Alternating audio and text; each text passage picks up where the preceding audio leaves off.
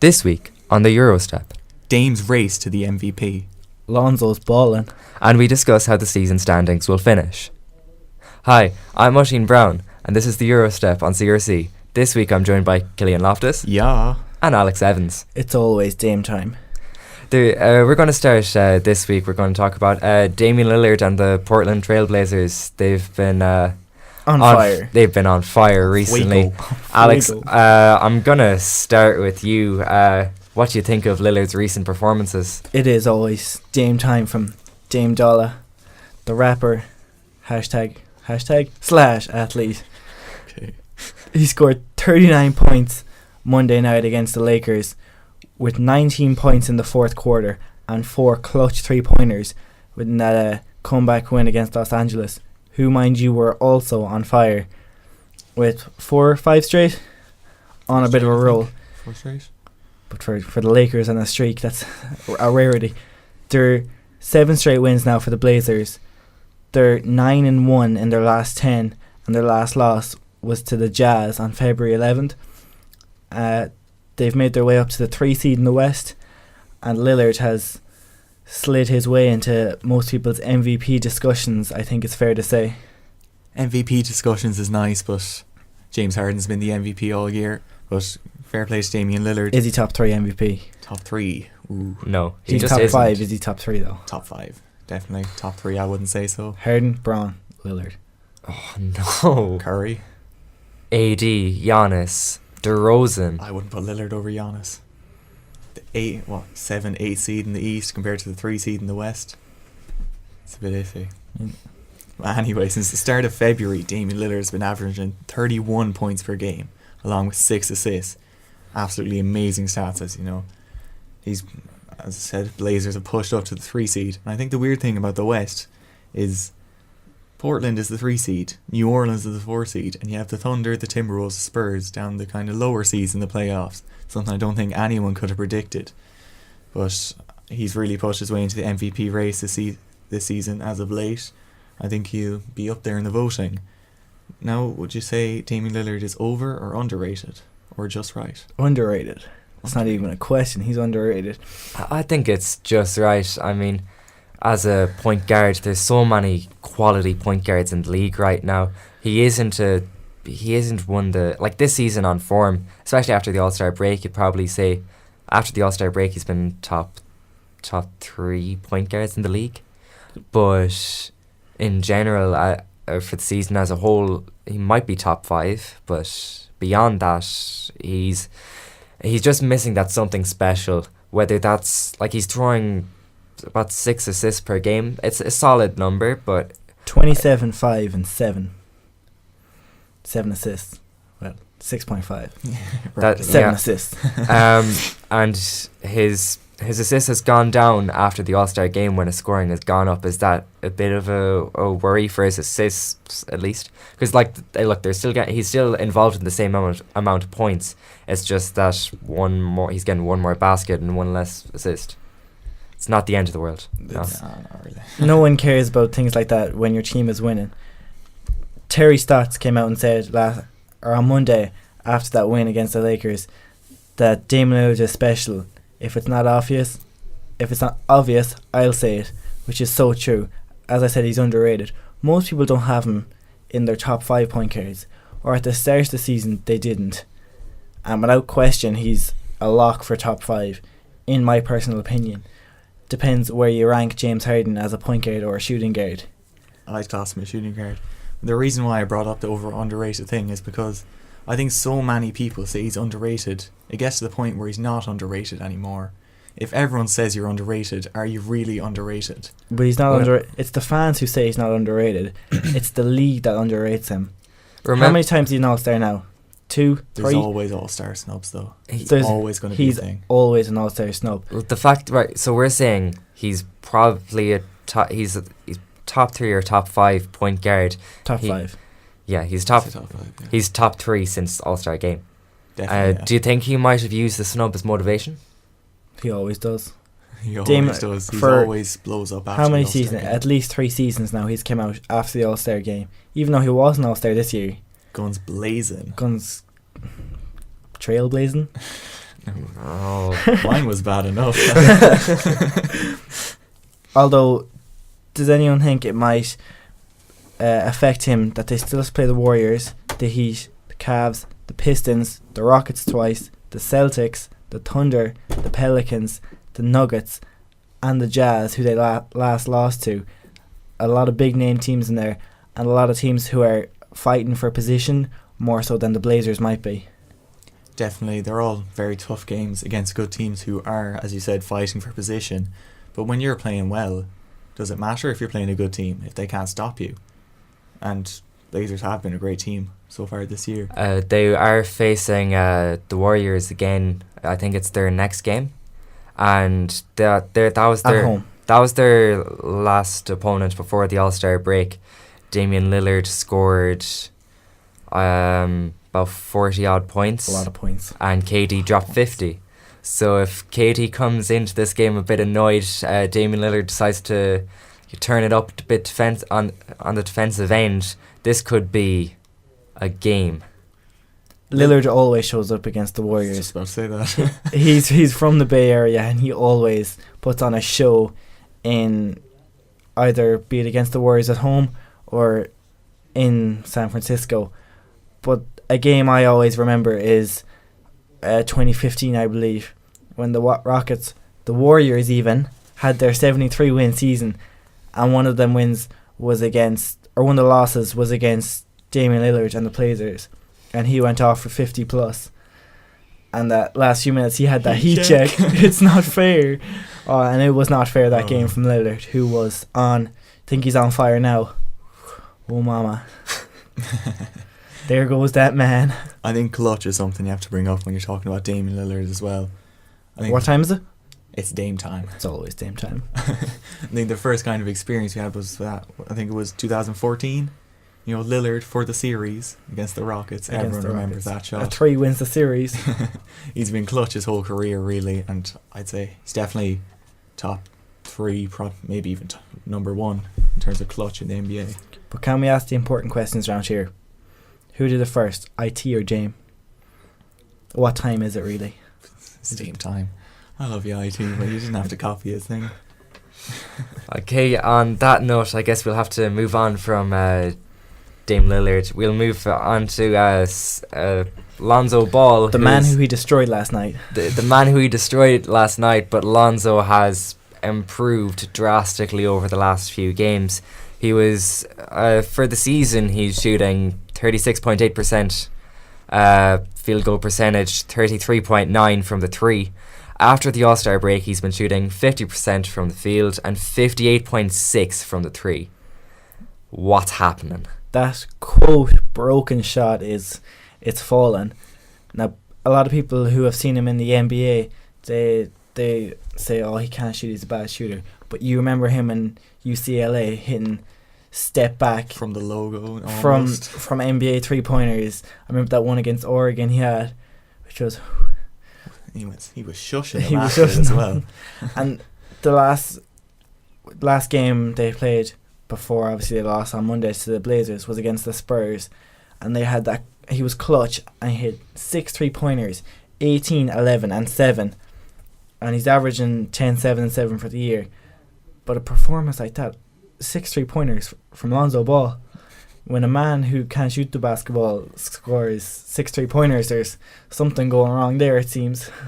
I think one word to describe how, at the start of the year he wasn't that great in most people's eyes. In the Some second people game saw he was. greatness.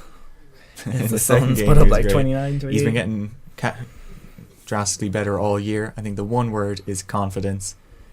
Confidence is one of the most important things in basketball. If you don't think that you're the best player on the court and that you're going to make every shot, you're going nowhere. I think he's just been gaining more confidence, and now his shot is starting to fall. Everyone always talks about his broken jump shot, but is a jump shot broken if it's going in? Nope.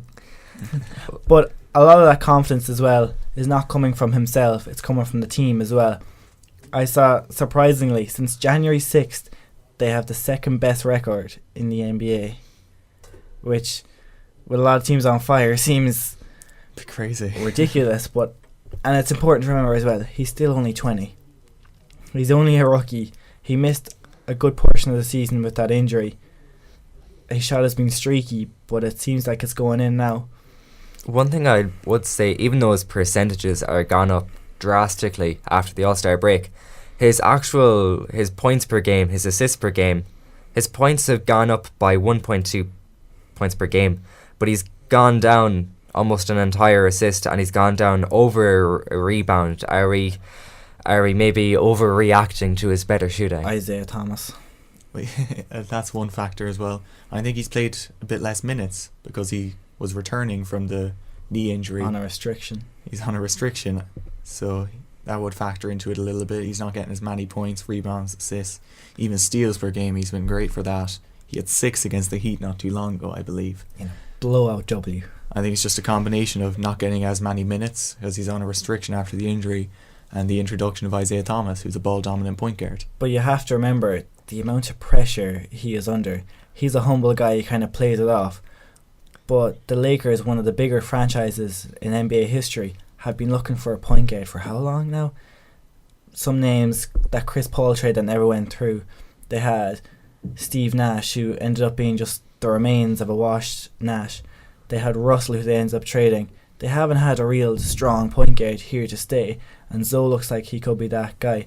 The greatest point guard in NBA history, taking him as well for one of the better franchises. It is a lot of pressure. No one really talks about it. And the fact that LeVar, his dad, a frequent listener of our show here, he talks a lot about how good his son is. So he really looks like he's starting to come out of his shell now and play better basketball. I mean, considering the way he's playing, his father, the team he's with, he seems a very humble person. Do you think maybe if he had a bit more of an arrogant streak about him that it could maybe improve his game? I think it might make it a bit worse because the main aspect of his game is obviously his passing. He's an elite passer, and maybe if he was a bit more arrogant, he might want to take a few more shots per game.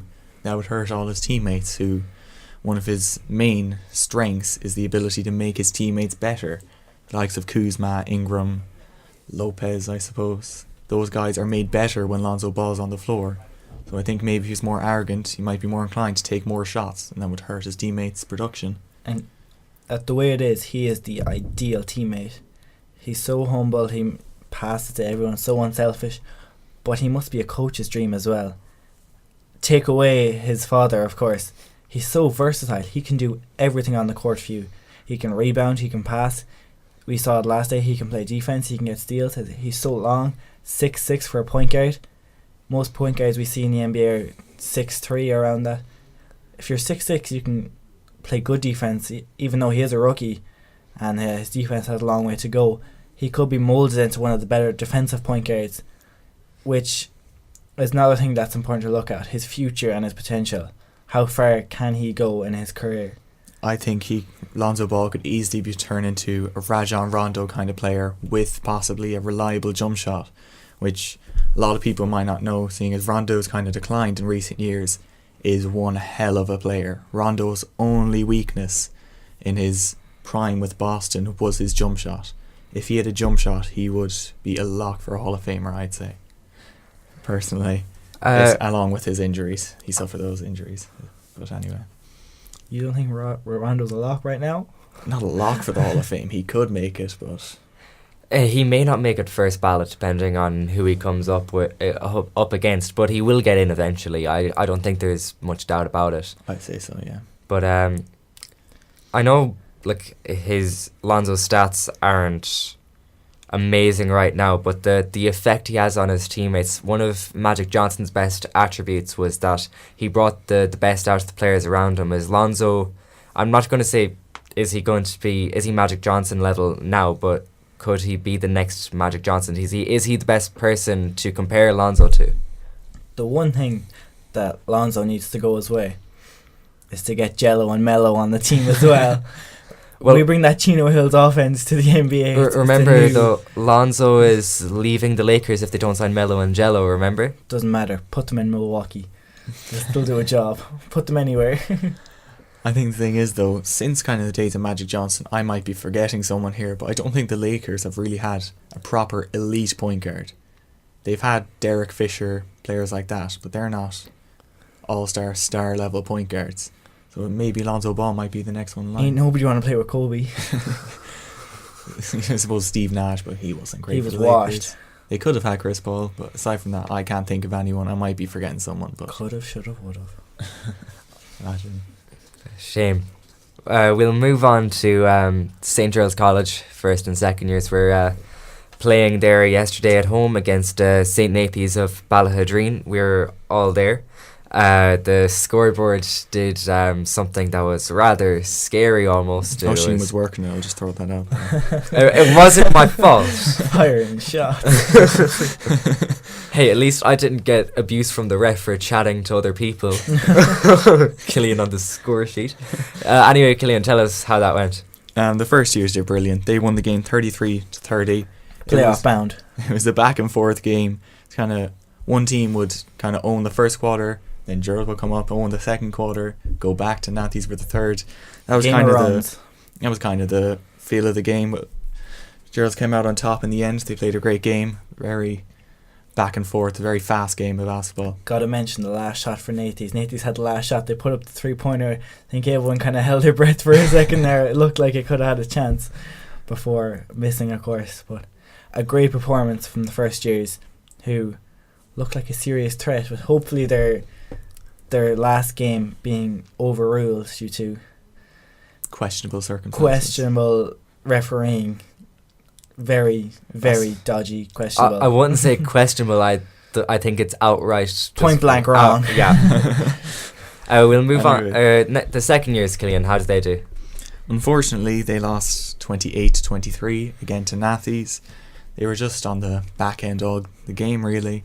They were had the worst team on the chances, day. But the ball wasn't going in.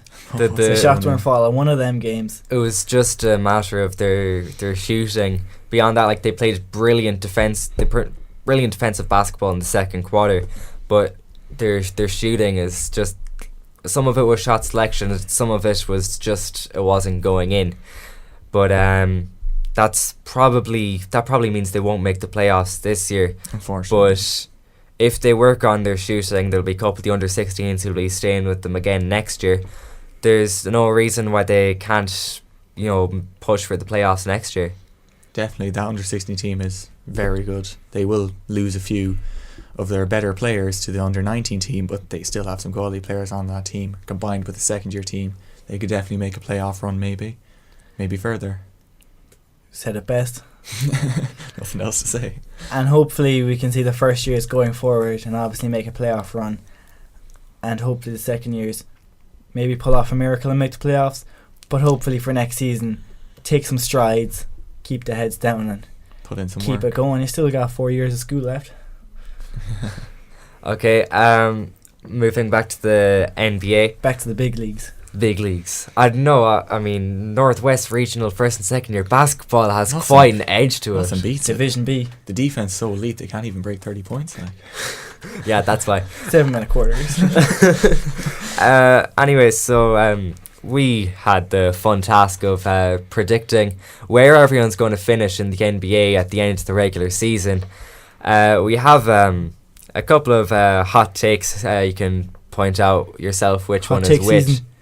But I'll start with you, Killian. We'll start with the Eastern Conference, all of us, and we'll move on to the West. I'll start. So, Killian, tell us 1 to 8 what's gonna happen. My top three is a bit predictable. It's the same as it is now: Toronto, Boston, and Cleveland.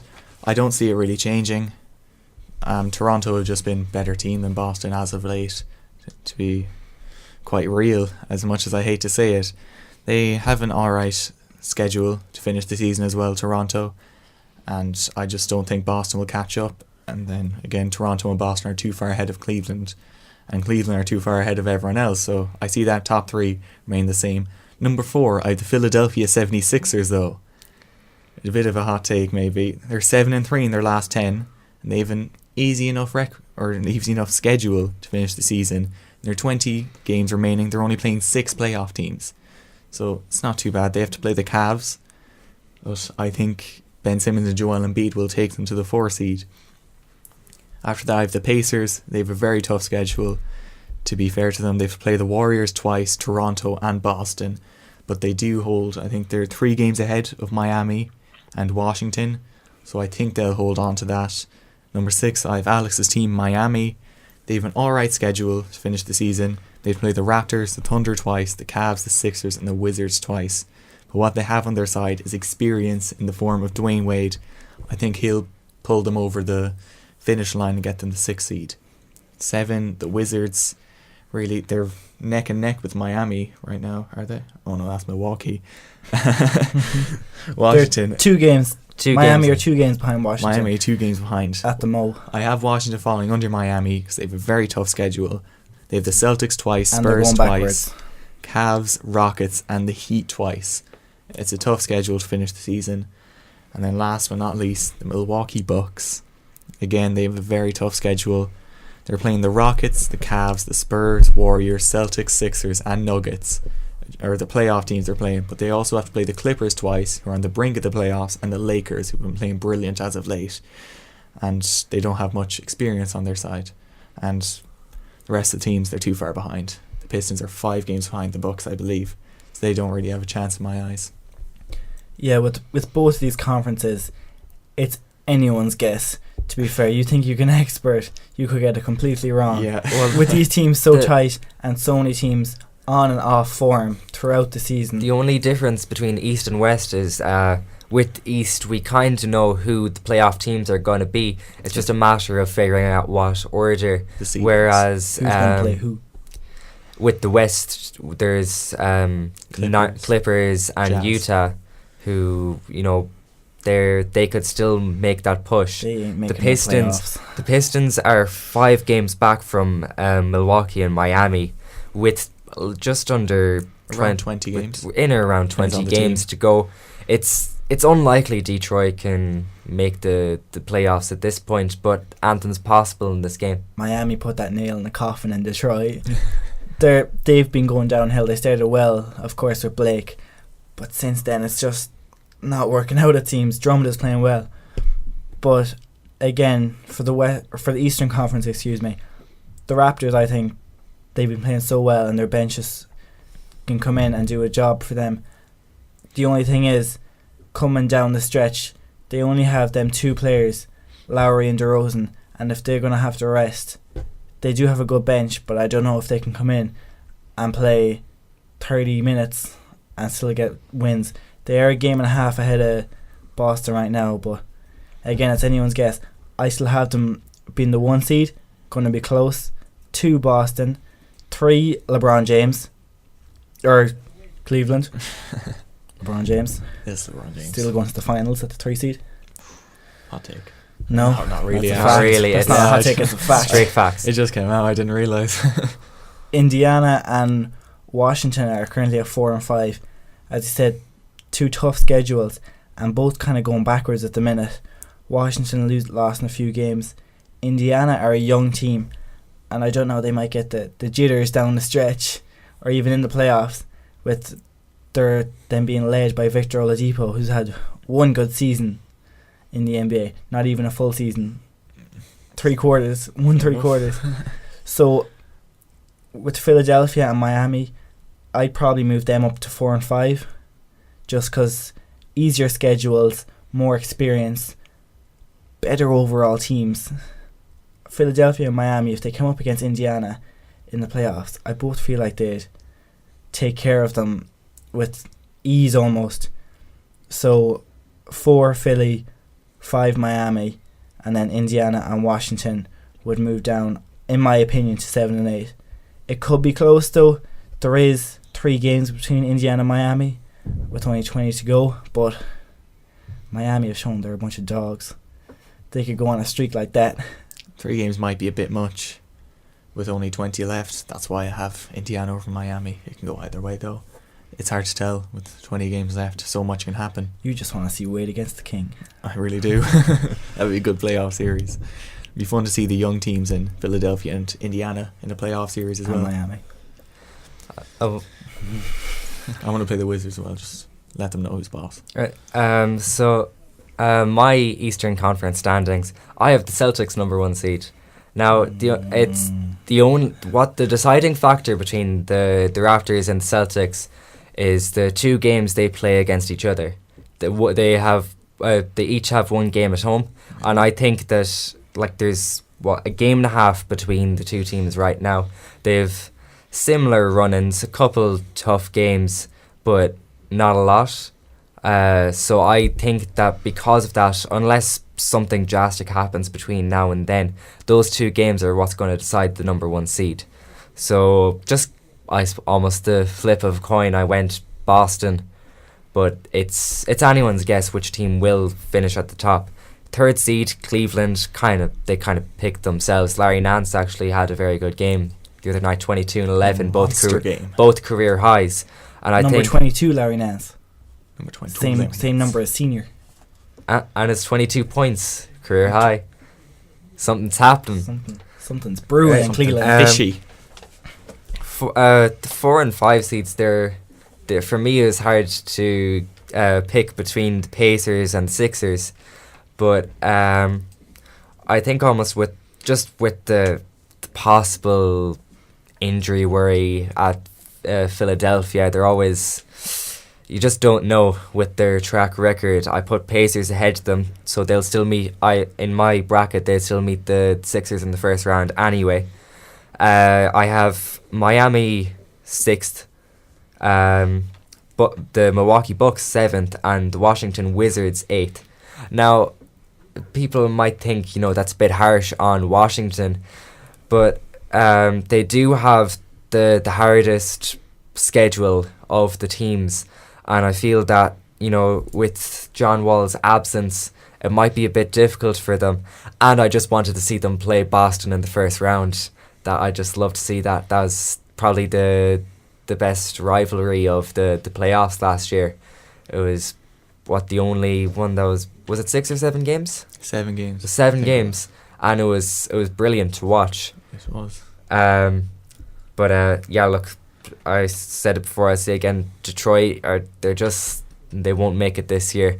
Maybe next year. Maybe they could next year possibly. It's mean, Alex. If it all, just as it was back in the Los Angeles Clippers, it depends on Blake Griffin's health. Well, like if LeBron goes to Philly and the Cavs fall out of the playoff, that's one more spot open. But what if they get Trae Young? Steph Curry Jr. carrying them to the playoffs. Come on, man. Anything can happen in this league. So we'll switch we'll switch our attentions to the Western Conference, and Alex, if you don't mind, I will start with you for your Western Conference standings. Yeah, obviously Houston and Golden State 1 and 2. People seem to think that people get this perception that Houston are better than Golden State all of a sudden with this win streak. No, not at all. Houston are on a 15-game win streak and still only half a game behind the Warriors. Ahead of the Warriors. It's been a bad day. But the Warriors, they're known for their track record at home, especially in the playoffs. In the Oracle Arena, they're only half a game back, and they say they don't really care about the home court advantage throughout the playoffs. But really, if it comes down to a game 7 between Houston and Golden State, which it won't, Golden State in 5, but they would like to have it in their home arena, I'd like to imagine, even though they say it doesn't matter. But Golden State could easily just like that go on a 16-game win streak as well.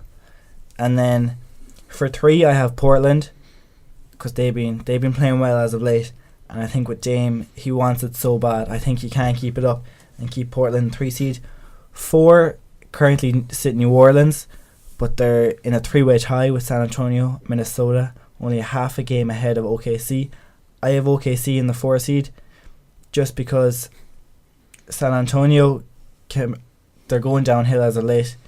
Minnesota lost Butler. New Orleans, I don't know if AD can keep this up forever. So OKC, 5 San Antonio, they'll stay where they are, just because experience and pop. 6 Minnesota, they'll stay where they are as well. But 6 Minnesota. 7 New Orleans. They're currently 4. I have them falling just because AD is playing out of his skin. I don't think he can keep it up, to be fair to him. I know he's a great player, but there's some monster numbers to carry their team to tight victories. And at 8, I'd imagine it will be Denver, but the only thing, the Clippers have that X factor in Lou Williams. He's made it clear he's been snubbed this year, and he is upset, to say the least. He could want to prove to people they're only a half game back.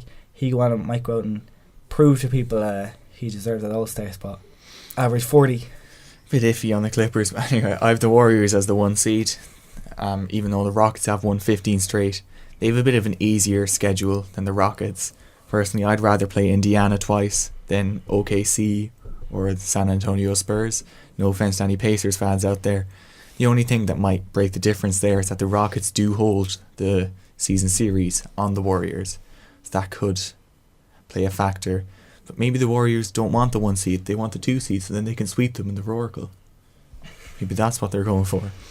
Number 3, I have the Blazers. They've been playing amazing since the All-Star break. I think they could keep it up, simply in the form of Damian Lillard, 31 points per game since February, and they're on a 7-game win streak. Number 4, a bit questionable here maybe, I have the Pelicans. They're 9-5 since DeMarcus Cousins' injury, and I think that's obviously, Anthony Davis has been brilliant, but I think Rajon Rondo definitely deserves a lot of credit. He's been averaging 11 points, 10 assists and 6.5 rebounds since DeMarcus Cousins went down, which is numbers-esque of his Celtics days. And they're obviously on an 8-game win streak. They have an alright schedule as well. I think they could maybe push the rest of the way and get the 4 seed. Number 5, I have the Thunder. They have a fairly tough schedule. Of their 17 games left, 12 of those are against playoff teams. It includes the Rockets twice, the Spurs, the Raptors, the Celtics, the Warriors, the Pelicans, the Blazers, and the Heat twice. It's a fairly tough schedule, which is why I have them going number 5. Number 6, the Spurs. They've, again, another tough schedule. They have to play the Warriors twice and the Rockets twice. I think I have the number 6 if Kawhi Leonard doesn't come back. If he comes back, maybe they might push up, but it's hard to tell if he'll come back at all. Like I said, they have a tough schedule, and that star player in Kawhi Leonard can make the difference in close games. Number 7, I have Minnesota. With the loss of Jimmy Butler, he's looking like he'll be gone for most of, if not the rest of the regular season, and it's just a question of who will step up. Karl Anthony Towns has been brilliant all year.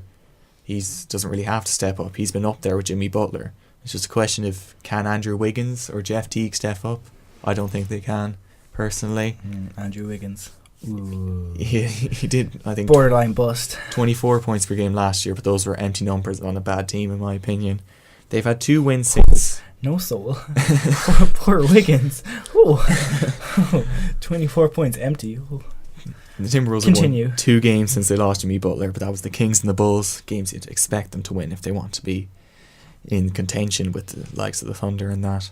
And number 8, the Nuggets. They have the talent and they have a bit of experience in the form of Paul Millsap to push the way and get them the 8th seed. That's about it. Number 9, I don't see the Clippers making the playoffs personally. Lou Williams, he's a career role player. You didn't see Lou Will having a breakout year, did you? He's a career role player, man. You didn't see him having a breakout year. Empty numbers. Their 20 games, 15 are against playoff teams. They have a very tough record. Although the Clippers do have a tiebreaker currently, they still have to play the Nuggets again. They're 1-0 against the Nuggets this year, so that could factor in. And then, as you mentioned earlier, Utah, they actually have one of the easier schedules out of the whole NBA for the rest of the year, but they lack experience. Their best player is a rookie, and I don't think he'll have the experience to tide the way and get them into the playoffs. But if he leads them to the playoffs, is he Rookie of the Year? But if Philly get the 4 seed to an 8 seed, I know it's the West, but... Yeah, but Ben Simmons isn't the best player on his team. He's the leader of his team. He ain't the best player, though. It's not far of a difference. And he only be the 3rd best player next year when they get Braun. When, not if, when. It's going to happen. He told us he's going to Philly. He was in the studio, do you remember? He had his head in the way out. And sitting down. Oh, damn. To hold up the mic. What are you saying, Oisin? Let's move on. Okay, I have the Rockets top seed. However, they're going to have to play some basketball if they're going to keep that seed. They simply because they have a harder schedule, like Killian mentioned. They've a tougher schedule than the Warriors, but I think they do have it in them. It's just a matter of can they break down Oklahoma defensively, and whether or not Kawhi comes back. But because they play the Spurs a bit later down the stretch than the Warriors do, if I'm not mistaken. So therefore the Warriors are second in mine. Marcus Smart effectively locked down James Harden when My it guy. mattered. He put up 26. My guy. But Kawhi Leonard is a different animal to Marcus Smart. In all respect now to Marcus Smart, Kawhi Leonard Fair is on a enough. different level. James Harden, I don't know if he has it in him. He hasn't proven himself in the playoffs. His whole career, really. Yeah, but they haven't proven themselves really in the regular season. But this season they've been on fire. So As of late. Yeah, 15 straight. Just don't get to 17, please. Okay, I'm looking at this selection I've made, and I'm wondering, did I really do this? I had the Timberwolves third. He's having second thoughts. What are you at? I more or less What are you doing? I more or less forgot Jimmy Butler was injured, to be honest, because I have them only having 3 more losses for the season. That ain't gonna happen. I'm afraid. I Like, mean, Andrew it Wiggins ha- could prove us wrong. I'm afraid that's not gonna happen. Had they still Jimmy Butler in their team, I think they'd be a lock for third. But without him, I could. Lock? Lock Look, for third? with the teams that are around them, I just felt like the way they've been playing this season, and with the other teams, I just thought, simply because of the Timberwolves running being easier, that they could do it. But anyway, so I'll have them third, and I'll see if I can put someone else in there instead. But fourth, anyway, I have the Trailblazers. They've been playing good basketball. They've a slightly more difficult running than the Timberwolves, which is why I put them there. It's all a matter of who you play at this moment in time. Obviously, with the Trailblazers playing better basketball at the moment, I think that they'll definitely be in the top half, the top 4. So Top 3. probably, unless Jimmy Butler decides, this knee's fine now, I'm going to come back tomorrow night. No. It's just not. We've had a lot of ridiculous claims on this show, but maybe not that. Okay, fifth, Oklahoma. I just looking again at the teams around them. Oklahoma, they don't have an easy schedule, but it's still better than San Antonio's. So that's why they're there, even though they're missing Robertson at the moment. Roberson. Who says Robertson? So Who is it? The presenter on the jump, or one of those. She goes mad when people say Roberson. She says it's Robertson. No. I don't know. Everyone says Roberson. That's a discussion for another week. Roberson or Robertson? A big question. a full length special. 2-hour special. Okay, so sixth, I have the Denver Nuggets. I have 6, 7, 8 Nuggets, Pelicans, Spurs, all on the same record. But the Nuggets, Whoa. they have a tied series against the Spurs, and they won their series against the Pelicans. They don't have to play either team again. Then I have the Pelicans 7th, and the Spurs 8th. Spurs and Pelicans, that'll come down more or less to the two games they play against each other. They both have one game at home. The Pelicans lead the series 2-0 so far. So I figured with the game at home, they'll win that, maybe lose away, and it'll be a 3-1 series. Therefore, now if San Antonio win one, they'll go back into 6th in my books, but I don't see it happening. I think Spurs are going to be 8th, but I think I may have same as with the Eastern Conference, I just wanted to see Rockets Spurs first round. Like that was a very interesting series last year. Went to 6, I believe. I think the greatest block in playoff history. Manu Ginobili. That was something else. That we'll see that for years and years. And James Harden choked. Not to forget, he choked. He choked so hard. Hands down. But I'm trying to think where the Timberwolves will actually finish. Not 3, I'll tell you that much. Not 3. You know, it's tough, man. Best describes it. Oh, that was loud. I'm gonna I'll put them down to 5th, just so if we have that 3-way tie, 6, 7, 8. Gotta keep the tie. Gotta keep the tie. So because look, if they lose that one more game, they go down from 5th to 8th. I think that's great motivation for any team to stay strong, to realise that every game matters. In case they didn't realise that enough with the, there being 4 games between 3rd and 10th. So, look, it's tight. It's so tight in the West, but it's look, the Timberwolves they're not going to be finished in 3rd, unfortunately, like I had predicted in the office earlier. So moving on to the important stuff here. We're gonna now with the standings we've just come up with, we're gonna talk the rest of the playoffs and even just the finals. I'll start with you, Alex. You can say whatever you want about the rest of the playoff series. They might be interesting. Go 6 or 7 games. Chapter 4, Cleveland, Golden State. No questions asked. Golden State, 2 losses this year, or in the playoffs. 1 against Houston and 1 against Cleveland. That'll be all. All is shiro. No need to say anything else about it.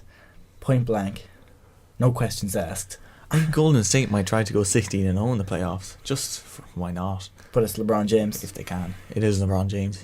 He has the ability to steal a game, but Klay Thompson, he was terrible at the finals last year offensively. So if he's just normal Klay Thompson, not even Klay Thompson fireball, whatever, I can't think of what I'm trying to say. But if Klay Thompson's anyway decent on the offensive end, if the shots are falling, if he's shooting 40% for 3, I think Warriors could definitely sweep the playoffs, maybe. And defensively, he's got to be good. A lot of good offensive players on some of the teams they're going to come up against. James Harden, if Kawhi Leonard is back, even teams like the Nuggets, Jamal Murray's been playing well. Russell Westbrook, no matter who they come up against. Damian Lillard, CJ McCollum, there's going to be someone he has to lock down. There always is, and he's assigned that role. Usually does a good job, and he's going to have to do a good job if they are to go 16-0. It's definitely a possibility, though. I don't see it happening. I think that there's teams that can just turn on for one big game in the playoffs. So in my bracket, they'd have the Pelicans in the first round, the Timberwolves in the second round, the Rockets in the conference finals, and the Cavs in the finals. Sweep 5-5. I don't think I think 2 gentlemen sweep. Against, call me crazy, but against the Pelicans, I think Anthony Davis can come up for one monster game. I think I call it 4-1. Not when you're double teamed by Draymond Green and Kevin Durant, though. Jordan Bell. Who else is there to guard? Zaza Pachulia, JaVale McGee. Sag off Rondo. Double people say Davis. The Warriors their interior defenses god awful, but people forget Kevin Durant is 7 foot tall. He's nearly 2 blocks a game. He can block your shot from anywhere. He's one of the leaders in blocks. Draymond Green, always in the running for Defensive Player of the Year. Jordan Bell, showing his prowess this year. Zaza Pachulia. Getting his wrong side. He might just injure AD. He might join Buggy in the hospital. Have a bed beside each other. And JaVale McGee, underrated. Shaq's an MVP. He got his MVP. Well, his important MVP before Curry. Curry still don't have that Finals MVP. Who's winning Finals MVP? Jordan Bell. Just the look on your faces was... I wish we had a camera in here. Soon. If he plays 10-15 minutes, It's Kevin Durant. If the Warriors win, I think it's the obvious answer. Well, you never know. I want Steph Curry to win. If they're blowing out He Cleveland needs it. every game, Jordan Bell could get more minutes. Yeah. Or when they're blowing out Cleveland. You know, Andre Iguodala got it because he played good defense on LeBron in 2015. If Jordan Bell does the same. Or LeBron could be the first MVP on a losing team if Since Jerry West. he might have to put up 40, 20, 10 to have a chance. Is that 20 rebounds or 20 assists? 20 anything. Turnovers. 20 blocks, 20 steals, 20 turnovers. You don't know, like, he's going to need a lot. I think the playoffs in general will be much more interesting in the East. Now, whoever gets the Thunder in the second round, I think they will have they'll have it tough, whether that's the Rockets or the Warriors, and they will. Or the Pelicans by my one. Really? Wow, that's First interesting. round. But look, it doesn't matter at the end of the day how interesting the playoffs are. It's going to be a Cavs Warriors finals, and if the Cavs win a game, I think they can leave happy. That was quite a depressing end there. At the end, it doesn't really matter. The Warriors are going to win. I mean, without question. Yeah. 4, 5 if the NBA is lucky. That's how the NBA is nowadays. But yeah, a lot of interesting matchups. Both conferences. Looking forward to a good one. Up until the finals. Up until the finals. Then we can just turn off our TVs and relax. Well, Or you just watch the greatest team of all time play. yeah, appreciate greatness. And the Exactly. greatest player of all time. Sal's Pachulia. just end it here. We'll have to. Just end it now. Guys, that's I thought I was being depressing. That's a whole nother level. So anyway, As long as you don't hurt the king. I'm finished. Just wrap this up. Okay, so thanks to CRC for the studio. If you're watching us on YouTube, like, subscribe, tell your friends. Check us out on Facebook, Instagram, Twitter. We are Team Eurostep, and if you enjoy our content, please support us on Patreon as much as a euro helps. So I'm going to be gone for the next 2 episodes. Love me or hate me, I don't really care. But until next time, keep grinding.